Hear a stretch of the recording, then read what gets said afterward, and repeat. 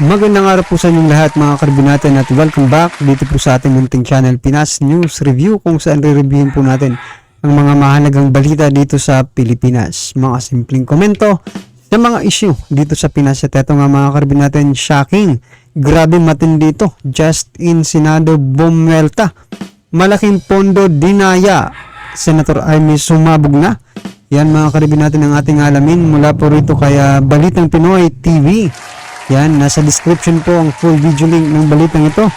Subscribe na po kayo at kung bago ka pa lang at di pa po nakapag-subscribe sa ating munting channel, please don't forget to subscribe at i-click na rin po ang bell notification para updated ka po sa lahat ng ina-upload nating reaction video. At eto na nga, sama-sama at sabay-sabay po natin pakinggan, panoorin at bigyan ng reaksyon ang balitang ito. Eto na po.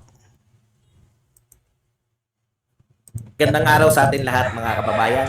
Dito na naman tayo sa another episode ng ating vlogs. Pag-uusapan natin ngayon, ito po, no? Pinagre-resign po ng mga tauhan o mga supporters ni Pangulong Marcos at ni Tambaloslos, ang ating pong mahal na Vice President Sara Duterte. Pag-uusapan din po natin, may natuklasan po sa hearing ng Senado. Alam ko hindi pa tapos pero ngayon pa lang may natuklasan na sila, no? Tapos once and for all, anuhin po natin to, no? Yung pong paraan ng pag-uukusa ngayon. Ngayon po kakaiba tong kakaiba na tong ating pamahalaan. Pag-uusapan din po natin ito po. Nakakatawa po tong mga again, no, mga BBM and Tambaloslos supporters. Naglabas po sila at galit na galit. Mas mataas pa raw po yung biyahe ni mas marami pa raw yung biyahe ni Pangulong Duterte kaysa kay Pangulong Bongbong Marcos noong first 18 months. Ano po ang epekto nito? Meron po ba itong katotoran? Yan po ang mga pag-uusapan natin. Pero bago yan, kung bago ka pa lang dito sa ating channel, mag-subscribe ka na. Dahil ito lang ang tayong channel na may kinikilingan, may pinapanigan. Una sa balita, huli sa impormasyon, kaya ano pang hinihintay nyo? Pindot na, okay. Pag-usapan po natin, no? Sari-sari po, no? Tignan po natin ang mga bago po nilang mga akusasyon. May nasimulan na ba sa 51 billion? Patingin nga, maski yung sa plano lang, maski yung drawing, pwede na.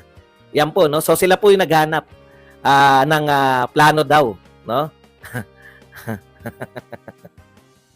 Sila po naghanap ng kahit plano man lang daw ng 51 billion, no? Yan ang sinasabi natin tapos kinakantsawan tayo, sasagot na ba si Aratilis Badong, yung Dolomite vlogger na saserdote ng kulto ni Digong? Ng asar pa. Ito pa isa para isahan na lang. Ito po, no? So ito po, I want to be a Duterte, sabi naman ni Winwin Eklabu. Bakit daw si Sara Duterte daw may 125 million 11 days beauty with confident. Si Pulong Duterte naman daw po may 51 billion 3 years, 46.5 million every day. Si Pangulong Duterte naman po may 6.89 trillion 6 years, 3.14 billion every day. So ano yung akusasyon? Ang binigay po nila yung mga budget masama na po pala magkaroon ng budget ang Pangulo ng Pilipinas. Mas malaki po budget ni Pangulong Marcos ngayon. Kasalanan na ni Duterte dahil may budget. Dinagdagan pa nga. Kasalanan daw ni Pulong dahil may budget sa yung DPWH, no? DPWH po na budget yan, sila nagkumpirma eh. Kakaiba na po ngayon, kaya po kayo kulelat. Naintindihan nyo po? Kasi naninira kayo. Hindi nyo naman alam kung ano po yung ipansisira nyo sa mga Duterte. Sisiraan nyo po si Tatay Digong dahil nung presidente siya, meron siyang trillion na budget. Opo, may trillion pong budget yung presidente ng Pilipinas. Ang akusahan nyo po muna. Ang gusto nila, sagutin daw natin. Ako tinutukoy na ako eh. Ikaw ang supremo ng 'di ba, ng kulto ni Digong. Sagutin mo nga. Ano ba 'yung sasagutin? Ano 'yung sasagutin? Wala nga kayong inaakusa eh. Ang sinabi niyo lang, 11 days ginastos yung 125 million. So ano po ang masama doon? Masama po ba 'yon? Pag binigyan ka po ba ng late ng budget, masama po bang gastusin? Okay, ako po taga-gobyerno dati. Hindi na po ngayon kasi vlogger na ako. Full-time vlogger na ako. Ako po nakahawak din po ako ng may kinalaman din po ako sa MOE, no? Pag binigyan ka po ng pondo, kinakailangan mo pong gastusin 'yun. Pag hindi mo ginastos yun, ang katwiran ng gobyerno, hindi mo pala kayang gastusin, bakit ka pa namin bibigyan ng ganyan kasing laking pondo? Ibig sabihin kung magkano lang yung nagastos mo, no? Babawasan yung pondo mo next year. Ano po ba talaga yung problema ninyo? Ito po, ang pinakamahina talaga na tagapagtanggol. Ito pong set. Pasensya na Pangulong Marcos at si Martin Romualdez. Hindi po ba kayo nagtataka, lalo na kasi si Pangulong Marcos hindi natatakbo yan eh. Pero lang kung gusto niyang tumakbo sa mas mababang posisyon, katulad ng ginawa ni Gloria Macapagal Arroyo. Pero kung hindi na po tatakbo si Pangulong Marcos, ang concern po dito si Martin. Hindi ka ba nagtataka, Martin? Speaker Martin. Hindi po ba kayo nagtataka, Speaker Martin? Bakit kahit ang dami-dami nagtatanggol sa inyo, yung rating ninyo, imbis na bumaba, kulelat pa rin kayo. Ang latest presidential survey, 0.3. 0.3. Kasi nga, wala pong katuturan. Wala pong katuturan yung noong araw, bibigyan ko po kayo na halimbawa, di ba? May mga akusasyon, bumili ng mumurahing mga yung mga naririnig natin sa Senate hearing.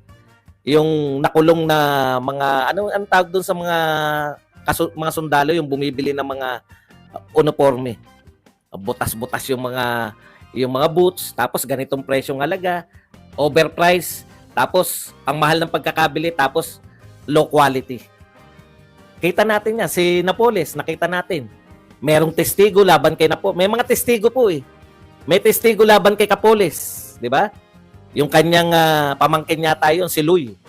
O kami po ang pumipirma dyan sa mga peke. Ang akusasyon, may mga peking si Napoles, may mga peking NGOs. NGO. Hindi NGOs eh. Kooperatiba. No? Sila daw yung mga pumipirma nun. So peke. Tapos binabudgetan ng pera ng mga congressman at senador. O yun yung kaso ni Napoles eh. So may inaakusahan, merong binibintang na krimen, merong testigo, yung sa CTE, di ba? O nagano po kami, kasama po ako dun sa golf. O merong testigo, yung hindi natuloy na CTE. Lahat po ng akusasyon before, bago tong Pangulo natin, bago tong si Pangulong, kahit nga yung akusasyon kay Pangulong Duterte, meron pong akusasyon, may death squad po si Pangulong Duterte nung siya ay mayor. O merong testigo, kami po yung mga miyembro ng DDS. Ganito po ginagawa namin. At merong krimen na binibintang. No? So lahat po ng panahon, bago po itong gobyernong ito, bago po itong gobyerno na to, lahat po ng akusasyon, ay lahat po ng mga sinisiraan, may akusasyon. Si Vice President Binay, di ba? O overprice yung mga building, yung new City Hall ng Makati, o pati yung parking lot, overpriced. Tapos meron siyang mansion. Meron pong akusasyon. Ang importante po, pag nagbintang kayo, dapat yung inaakusan nyo? Overpriced yung pinagawa. Tapos may testigo, merong testigo. Para po, at merong krimen na ginawa. Kahit po si Pangulong Duterte, ganun po ang inakusa sa kanya. Ang akusasyon sa kanya, no? Meron pong DDS, Davao Death Squad po kami po miyembro nun. Pinapatay po na. Merong krimen, merong inaakusahan.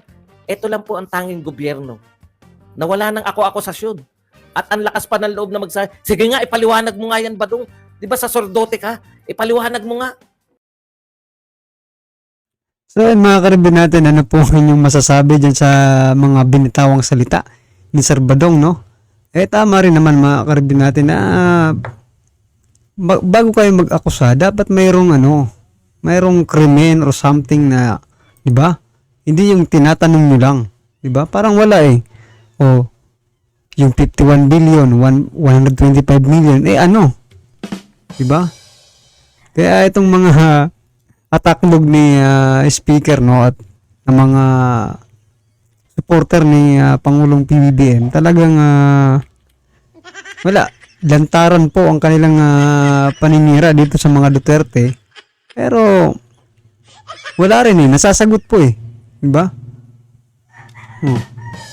Kasi wala namang politiko na walang pondo, di ba? Yun nga lang, gaya ng nangyari ngayon, di ba? Si Speaker Romualdez po, di ba? Kung malakas ka po sa kanya, malamang sa malamang malaki ang pondo mo, di ba? Oh. At kung hindi ka naman ganun, gagayahin ka dito kay Congressman Paulo. Konti na lang, di ba? Ay nako, mga karbin natin, talagang ganito talagang politika dito sa ating bansa, no? Dito sa Pilipinas. Ha? Kung minsan, di ba? Kaaway mo, minsan kaibigan mo, minsan gagamitin ka, di ba? O, ganun po talaga. Kaya, dapat po sa susunod, hindi na po tayo mabudol, no? Sayang. Wala na mga karibin natin, ano man po ang inyong reaksyon sa naging balitang ito. Ay, comment lang po sa baba para alam po ng ating mga kabayan ng inyong pong reaksyon patungkol po sa balitang ito. Alright? Kung bago ka pa lang at di pa po nakapag-subscribe sa ating munting channel, please don't forget to subscribe. At i-click na rin po ang bell notification para updated ka po sa lahat ng ina-uploads nating reaction video. Yan, maraming salamat po.